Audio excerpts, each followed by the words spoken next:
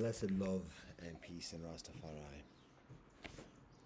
Whilst we are recharging, I share the growth. Yo, serious. It's life. It's miraculous. It's beautiful. It's food. It's nature. It's the gift. It's the cost. It's the reconciliation. It's the guidance. So, whilst we are recharging, again, this is the updated joint. Complete with fur stains. We're going to do a little bit of the cleany. And actually, again, whilst recharging the battery right now before venturing out again, share a story that is shared yesterday that seems to resonate, but still has yet to take hold. We're doing a revised version of this story to make it further. After. That's actually a very feigned reference to a man called Hawk. Big up space. Deep Space Nine. All that. And a bag of chips. So, some of these spots is just going to have to stay. Stay, blessed spot. Stay. Oh, the blessings of clear conscience and the grace of the Most High. The grace of the Most High. The grace of the Most High. Blessings upon blessings. Now we're just taking advantage of the moist cloth. Odi, is this paying dues? This is what you're talking about. Of course. On Udi Adi. Okay. Alright.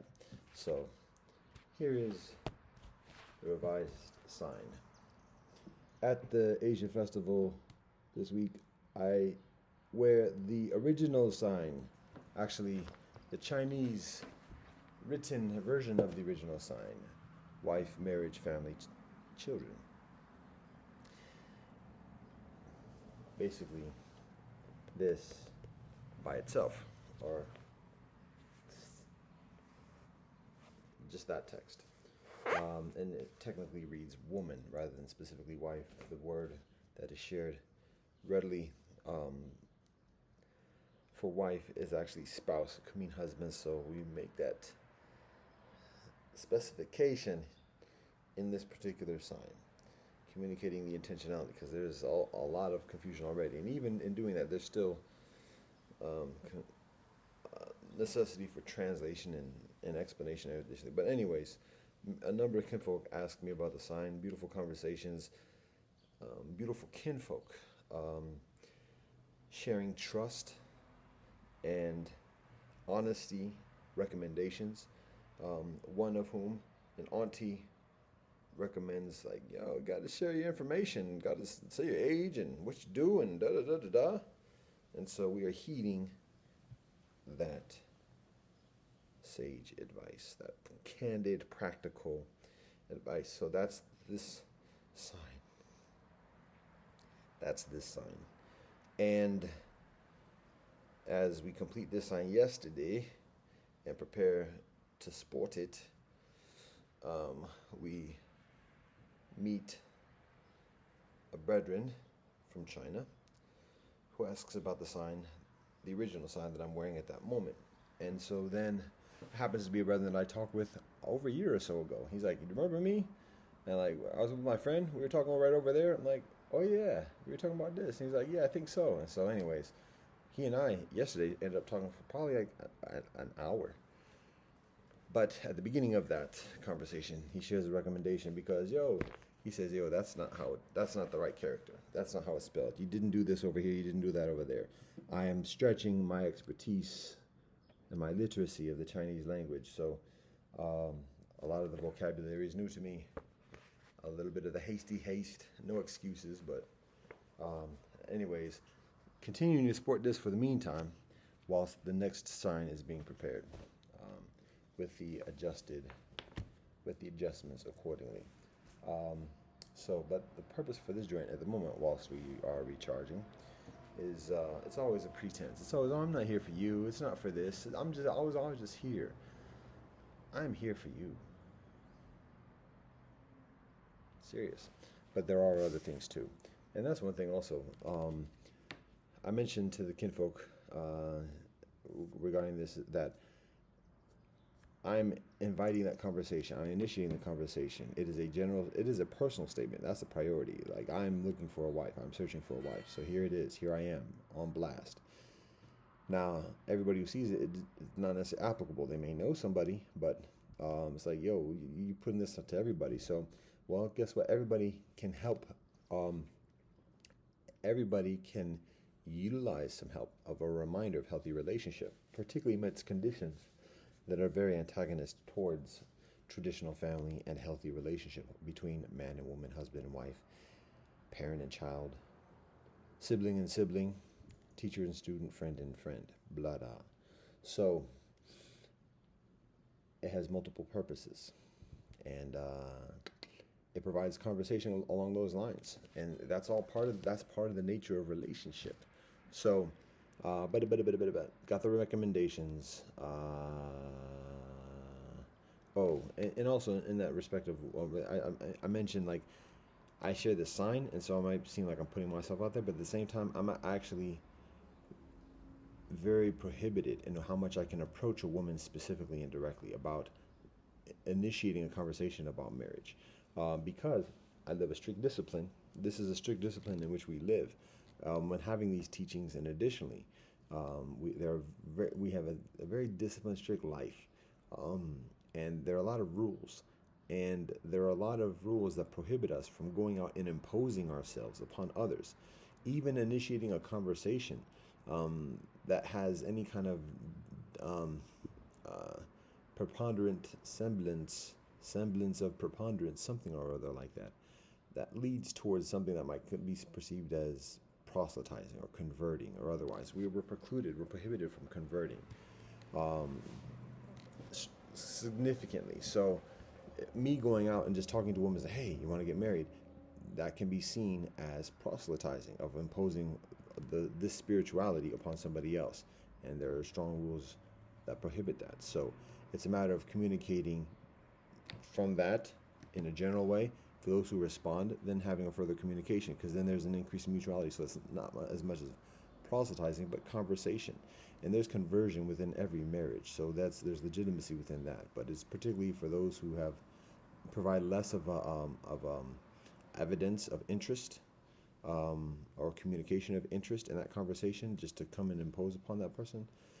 And that's challenging, because women in public, particularly the women, gentle, nurturing women, that I look for, that I'm guided to have as a wife in this life, tend to be further subtle and not as assertive and outgoing. And additionally, and are taught and conditioned and guided to be quiet and wait for a man to be assertive and present himself and provide guidance in addition. And that's beautiful. And yes, but I am prohibited from doing that with a woman who I have yet to be informed is receptive to what we share, and to the spiritual walk.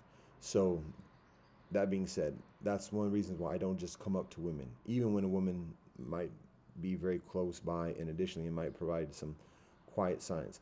I search for things to say, but at the same time, it's like, at this point, I put myself on blast so much that any small thing I say is just going to be recognized or perceived as an attempt of making a move on a woman. So I have to be very mindful of that, and I do what I can, but it requires some mutuality in that respect, and it already exists. There is mutuality, but I'm just articulating that. So now one of the things along that line, and with that being said, somewhat related to that, is that um, many women, particularly in Western society, are acculturated with, and many men too, with this notion of being loyal, a man being loyal to a woman, and just being devoted to a woman, and very much actually very often in an excessive way of like giving his all to her. Like if you listen to the songs, oh baby, baby, baby, all of this, talking about dying and giving everyone everything he has and everything else like that, such that that's what many women start to expect. If a man is not doing that, that means that he doesn't truly love her.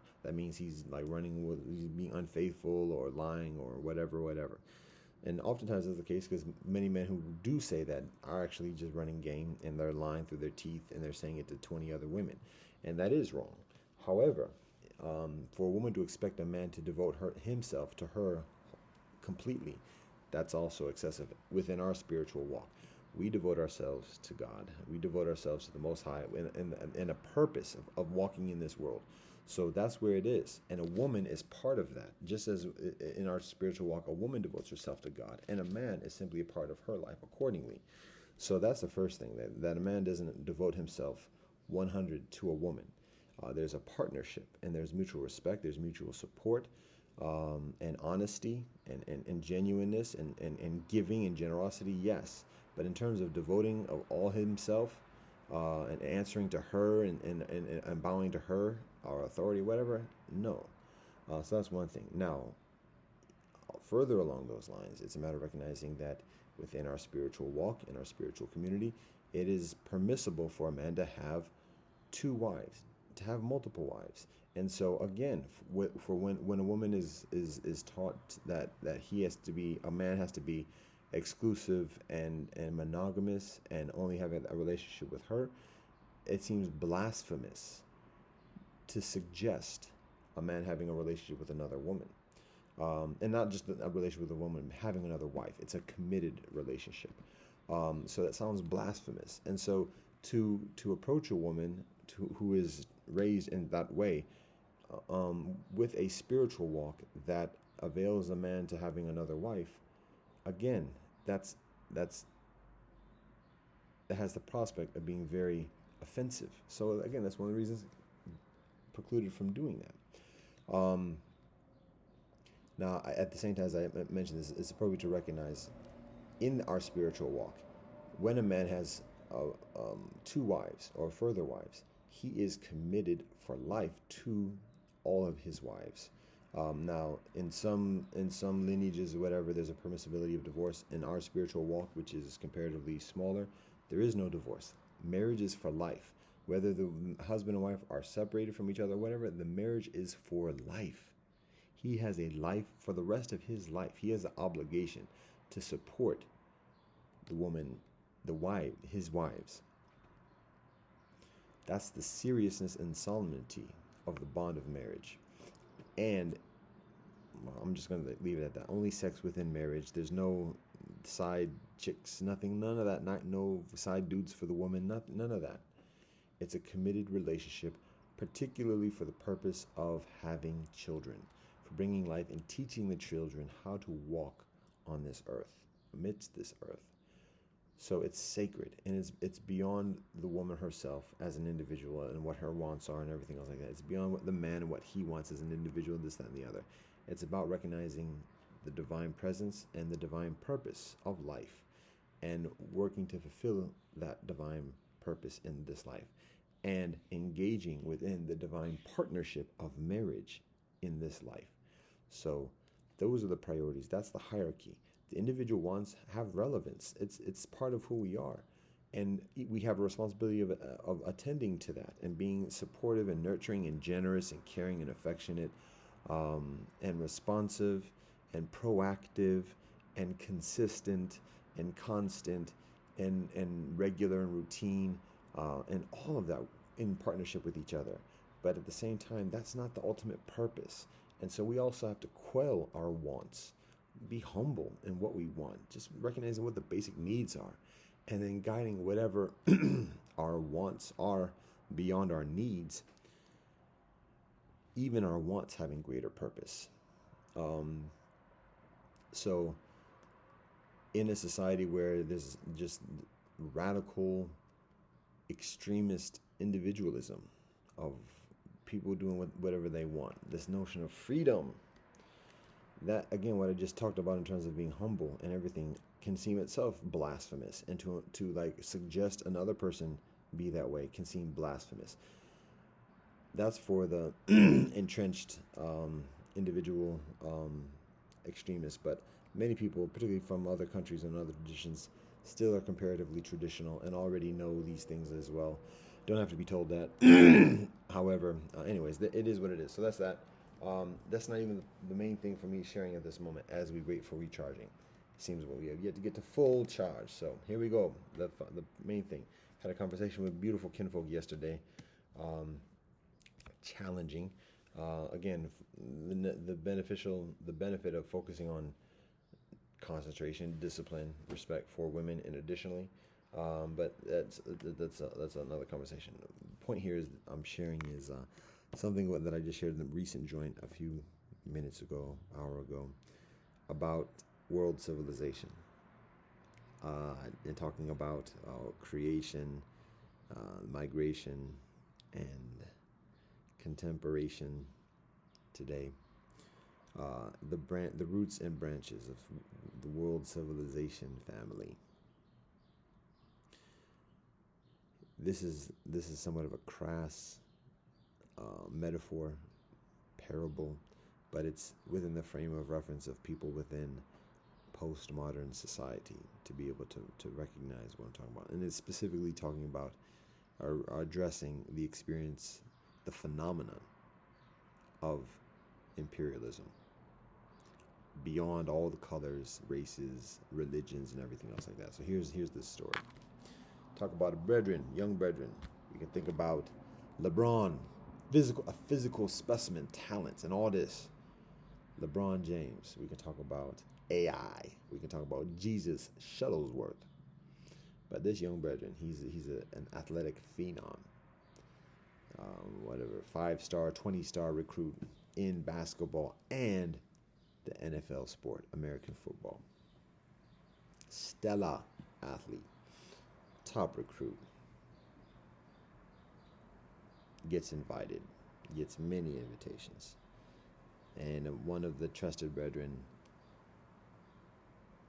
is able to convince him of joining him in a trip just outside the city. And they go to the spot. And at the spot, like this whole, it's a lavish resort, whatever. And in that resort, there's like a huge mansion complex, whatever.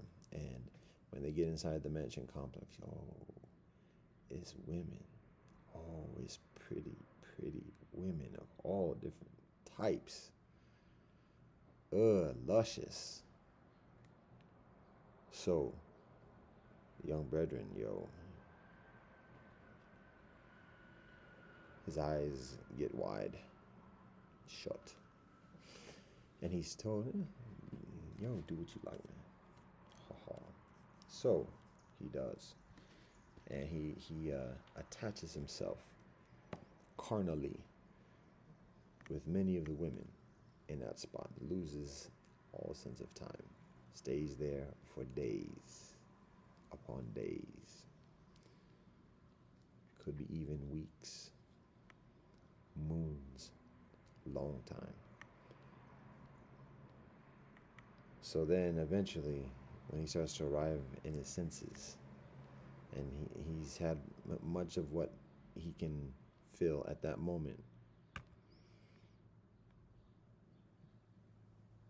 then he talks to his friend. He finally finds his friend again. And his friend is smiling and says, okay. The young brother says, all right, I'm ready to go. So then his friend says, okay. Oh, here's the bill. Yeah, no, we gotta take care of that bill before we go. No, serious, straight up. Nah. Come on, man, you know better. You know. you know. What can the brethren do? He ain't got nothing on him. Yeah, he's a prospect. He's a recruit. He's got a lot of promises, a lot of promise, but ain't got no currency at that moment. Oh, that's okay. No, that's okay. We got some stuff you can do.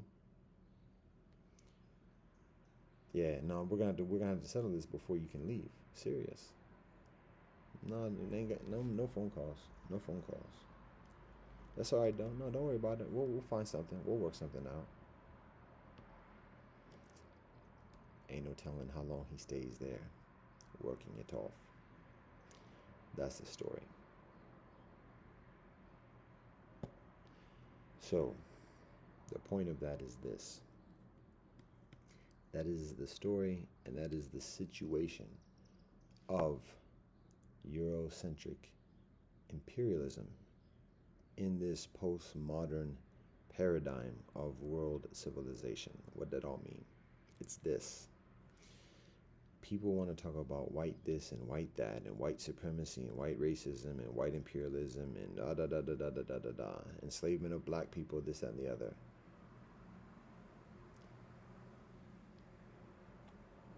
It's so frustrating because people are so false in doing that, and that's what's so frustrating. So I'm calming myself down in response to that because still conjuring recent combos.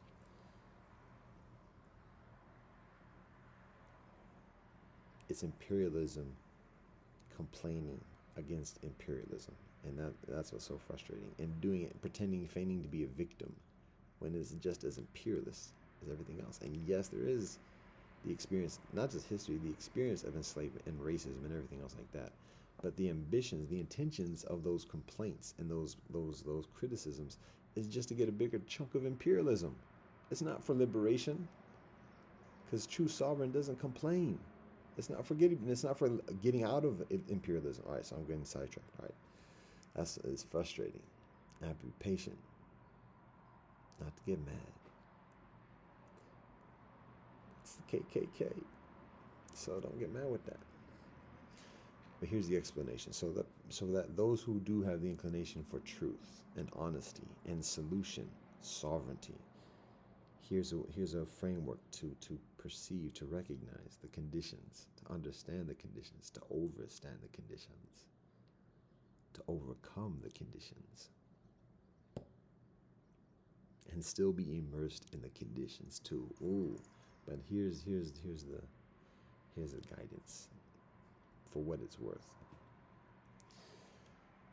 All the things about white imperialism, recognize that it's just a white face. The imperialism exists beyond color. It infects all peoples, and that was one of the challenges. Some brethren said, "Oh, Africa doesn't have imperialism. Africa never does that." No, come on, let's get off that. There's the yin and the yang around the world. So when we talk about imperialism in the past 500 years, in the postmodern paradigm particularly, imperialism just takes on a white face. But the white brethren, who are posed as the potentates of white imperialism, presidents, CEOs, bankers, the Illuminati families, all of that, it's a facade. Somebody didn't like that trademark gesture.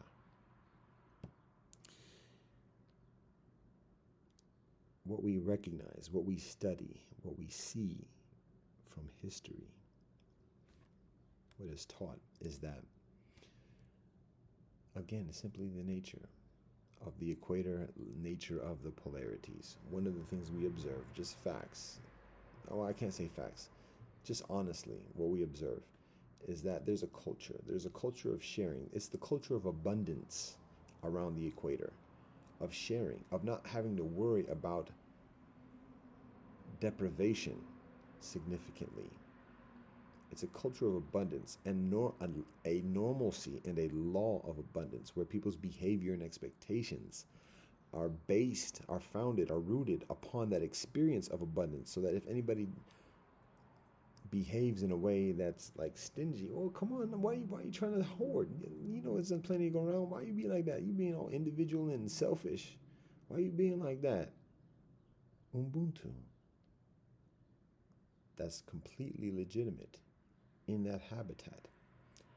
When we go to the polarities, it is less of a culture of abundance and it is a culture of precision. Yo, make sure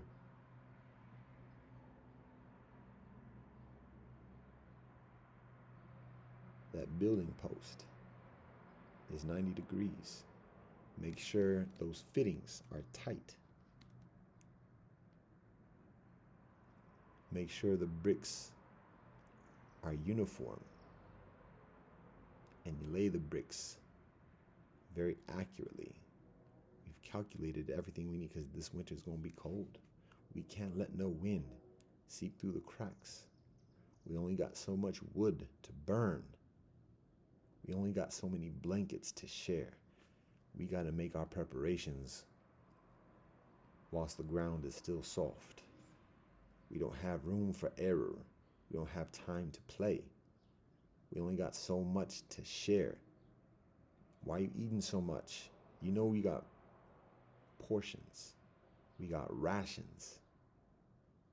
You're going to eat all that up, and then you're going to ask me for some of mine next month. And I'm living on rations. You eating up all your rations now, expecting me to give you some later. What you talking about? What, you want to go with so-and-so and so-and-so? And then you want me to pay for those rations too? What you talking about? You already know what we doing. You know what this is. You've seen what happens if we don't. What you talking about? Precision. The plants only grow for so long in the year. The fruits, the vegetation only grows for so much in the year. We've got to do our best to get what we can at the moment, because the next 6 months is going to be nothing, and you know that. It's going to be cold, and you know that. What you talking about? Precision. That's legitimate. There's pluses and minuses with both of these. So, different cultures. And in the middle, there's a lot of mathematics of balancing in equations amidst these different cultures. The extremities, the miracles of those extremities. Mathematics finds the lines and the curves and the degrees and the angles. So through hundreds and thousands of years, there's a lot of knowledge that's accumulated, a lot of knowledge that's revealed, formulas, mathematics, narratives of these balances. So that when this knowledge, algebra, as we say continually, repeatedly, legitimately, as the teachings of government from Greece and Rome, and the teachings of heaven and earth and reconciliation of relationships and squashing past beefs is shared in a culture of precision, where memorization is like that.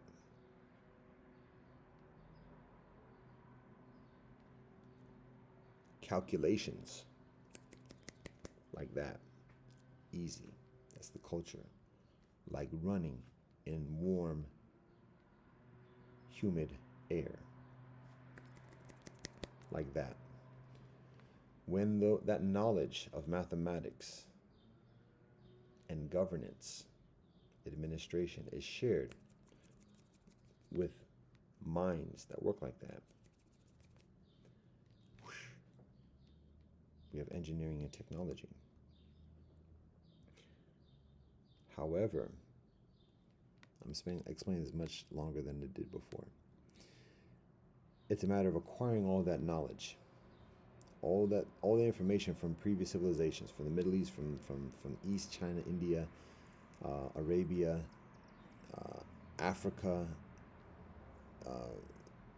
Mediterranean, and even Europe, even native tradition, acquiring this knowledge and then applying it, using it for advantageous purposes of technology and innovation, and additionally, without actually practicing the ways, utilizing the mathematics without practicing the discipline that provides the mathematics. That is analogous to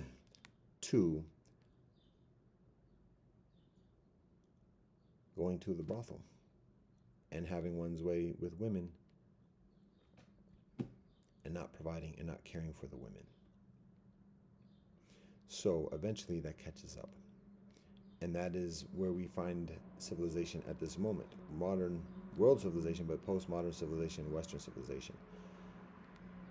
Being in the house of knowledge, the house of wisdom, and gaining all this knowledge about how things work, but not practicing the discipline that is connected to that knowledge.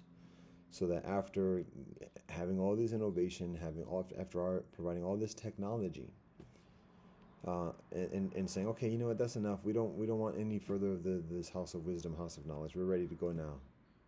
Oh no, we have to pay the bill of discipline. And so that is the nature of enslavement of Europeans to world imperialism, such that the people that you see as authorities, so-called authorities, it's all the face of imperialism. The imperialists, the rootedness of imperialism gets further darker in terms of complexion, but even then, it only gets darker to the point of just becoming invisible. So it's a matter of just simply recognizing that. And the whole blaming white people for anything and everything, that's just the divide and conquer and enslavement of the mind of blaming somebody else and then devolving into that kind of slave mentality. And even for those who are extremely intelligent but just have yet to find the solutions themselves or the discipline themselves, just find advantage in reverting back to the divide and conquer mentality, because perceiving either on gaining some kind of economic benefit from that, or just having some kind of corner or game or angle along those lines. So that's what is seen. That is what is shared, and that is what is solution for those that want that which is sovereignty, responsibility, authority, weight. So that's the story. We're nearly recharged. Nearly.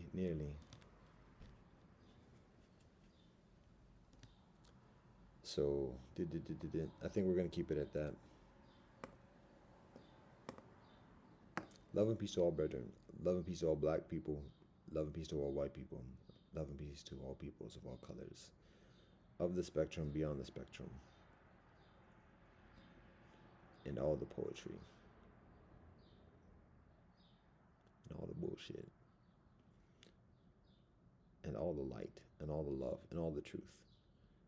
And all that jazz.